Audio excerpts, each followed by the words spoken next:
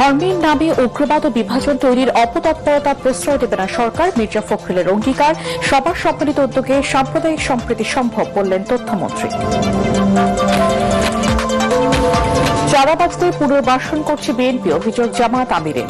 জনপ্রত্যাশার বিরুদ্ধে কাউকে ছাড় দেয়া হবে না, কাউকে স্বৈরাচার হতে দেয়া হবে না, সিলেটে এনসিপির হুঁশিয়ারি। কক্সবাজারে রোহিঙ্গা ক্যাম্প পরিদর্শনে মার্কিন প্রেসিডেন্টের বিশেষ দূত সার্জিও গোর ঘুরে দেখলেন বিভিন্ন প্রকল্প। কাল প্রধানমন্ত্রীর সাথে বৈঠক। সংস্কার কমিশনের প্রস্তাবনা জুলাই সনদের আলোকেই বাস্তবায়ন, আইনমন্ত্রীর প্রতিশ্রুতি। মানবতা বিরোধী 7 থেকে 8টি মামলার রায় আগামী 1.5 মাসে, জানালেন চিফ প্রসিকিউটর।